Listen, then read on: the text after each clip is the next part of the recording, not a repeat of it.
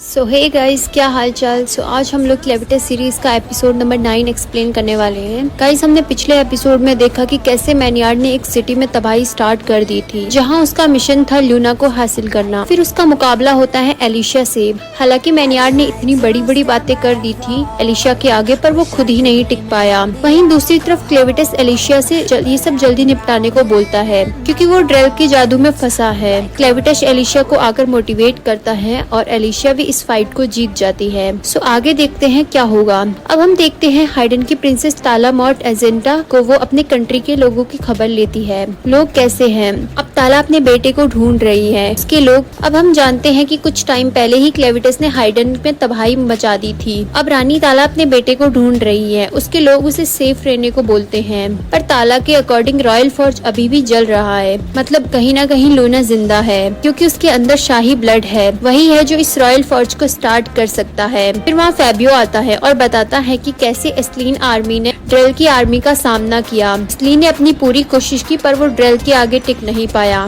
फिर वहाँ क्लेविटस आ जाता है। वो एक ही झटके में पूरी आर्मी का बुरा हाल कर देता है, पर ड्रेल उसे किसी जादू में ट्रैप कर लेता है। यह सुनकर ताला शॉक हो जाती है। एक सोल्जर ने क्लेविटस जैसे पावरफुल मॉन्स्टर को हरा दिया। किसी ने 1000 साल में ऐसा नहीं किया। फैबियो बोलता है अब वो यहाँ आने वाला है। वो शूरवीर था, पर प्रिंसेस ताला ने ये मानने से इनकार कर देती है और बोलती है वो एक कंट्री पर कब्जा करना चाहता है, तो वो शूरवीर नहीं हो सकता। फिर ताला डिसाइड करती है कि उसे ड्रेल की शाही तमगा डिस्ट्रॉय करना पड़ेगा। अब वो पीछे नहीं हट सकती है। इसके लिए उसे रॉयल हैमर की जरूरत पड़ेगी। ताला जल्दी से अपने आर्मर पहनती है और फैबियो वो हैमर लेकर आता है। फिर हम देखते हैं ड्रेल हाइडन किंगडम पहुंच चुका है। दूसरी तरफ एलिशा और क्लेन ने नाई को पकड़ लिया है। वो आदमी जो शूरवीरों को पसंद नहीं करता था, अब वो एलिशा का फैन बन गया है। वो बोलता है जब तक तुम यहाँ हो मैं तुम्हारी सेवा करूंगा और सारा काम कर दूंगा। फिर वो चले जाते हैं। क्लेन भी एलिशा को टीज करता है, चलो तुम्हें एक सर्वेंट मिल गया। एलिशा को ये सब अजीब लगता है। एलिशा नाई से पूछती है तुम कैसे फंस गई? दरअसल नई के पास मैग्नेटिक पावर्स है। किसी ने भी अपने हथियार का यूज नहीं किया, इसीलिए वो उसे पकड़ पाई। नई बोलती है वो सबसे वीक है। एलिशा उसे ड्रेल के पावर्स के बारे में पूछती है। फिर नई को कुछ नहीं मालूम था। एलिशा और क्लेन डिस्कस करते हैं आखिर कौन है ड्रेल के पीछे। एलिशा बोलती है ये कोई काले देवता का काम है। वेस्ट से ज़ेफ्थियर, ईस्ट से रेथवेल, नॉर्थ से वार्डन, इनमें से ही कोई होगा। क्लेन बोलता है हाँ शायद ऐसा ही है, पर वो जो भी है वो मेरे रास्ते में आएगा तो उसे इसकी कीमत चुकानी पड़ेगी। वहीं नई के बीच में बोलने की कोशिश करती है, पर एलिशा और क्लेन उसे इग्नोर करते हैं। नई जोर से बोलती है, फिर बोलती है उन लोगों का क्या मिशन है? हाइडन के रॉयल फॉर्ज पर कब्जा करना, इसीलिए वो लोग लूना को पकड़ने आए हैं, क्योंकि उसके बिना वो नहीं चलेगा। फिर नई उनके पकड़ से भाग जाती है। सो गाइस, आखिर ड्रेल के पीछे कौन सी ऐसी पावर है जो क्लेविटस को भी टक्कर दे रही है? चलो आगे देखते हैं।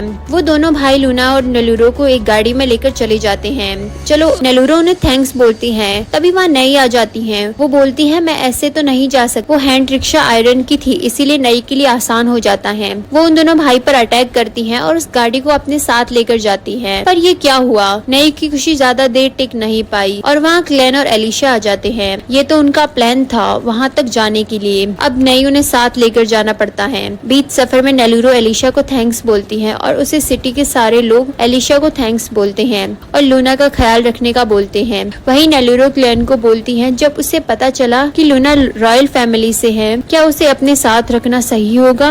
क्लेन बोलता है हाँ, इससे कोई फर्क नहीं पड़ता है। तुम एक स्ट्रॉन्ग वुमेन हो, तुम आम इंसान से खास हो। अगर वो तुम्हें नीचा दिखाए तो तुम अपनी ताकत से उन्हें कुचल दो। एलिशा क्लेन पर भड़क जाती है। कोई रानी को कैसे कुचल सकता है भला? एलिशा क्लेन को बोलती है तुम लूना के सलाहकार नहीं बन सकते हो। वहीं नई उनसे पूछती है आखिर तुम लोगों के चल क्या रहा है? क्लेन बोलती है यहाँ सब ठीक है। फिर वो लोग हाइडन पहुँच जाते हैं, जहाँ ऑलरेडी जंग शुरू हो चुकी है। एलिशा नई को फोर्स करती है ड्रेल की तरफ जाने के लिए। ड्रेल एक ब्रिज से आगे जा रहा था। वहीं रानी ताला अपने सोल्जर के साथ ड्रेल पर अटैक करती है। ड्रेल के अंदर अलग ही लेवल की पावर देखने को मिल रही है। कोई टिक नहीं पा रहा है उसके आगे। वो सीधा रानी पर अटैक करता है और ड्रेल रानी को पकड़ लेता है। वो बोलता है एक रॉयल ब्लड ही राज कर सकता है, अगर राजा का कोई वारिस नहीं है तो एक पावरफुल इंसान ही राज कर सकता है। रानी ताला मौका ढूंढती है राजा के हैमर से ड्रेल के ड्रैगन रेगेलिया को डिस्ट्रॉय करने के लिए।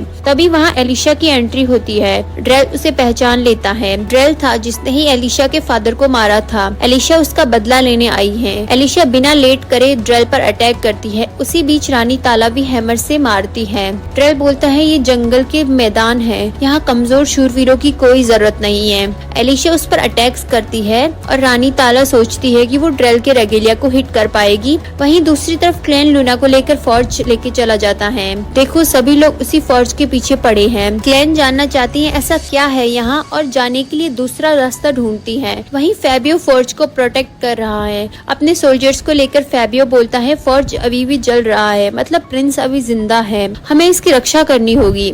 वहीं क्लैन को रास्ता मिलता है। वो नेलूरो को वॉल पुश करने को बोलता है। नेलूरो बोलती है ये बहुत बड़ा है। क्लैन बोलता है मैंने तुम्हें पावर्स दिए हैं, तुम इसका इस्तेमाल करो। नेलूरो वॉल को पुश करती है और एक हिस्सा निकल जाता है जो सीधा फैबियो की तरफ गिरता है। उसे चोट भी लगती है। उन्हें लगता है ड्रेल के लोग ने अटैक किया है। नेलूरो को उन लोगों की आवाज आती है। क्लैन उसे इग्नोर करने को बोलता है और आगे बढ़ता है। वो फैबियो और उसके सोल्जर्स को वहाँ से हटा देता है। क्लैन बोलता है यही वो जगह है जहाँ मुझे लूना मिला था। अब वो लोग फौज पहुँच जाते हैं। क्लैन बोलता है चलो अब हम लूना का फ्यूचर देखते हैं।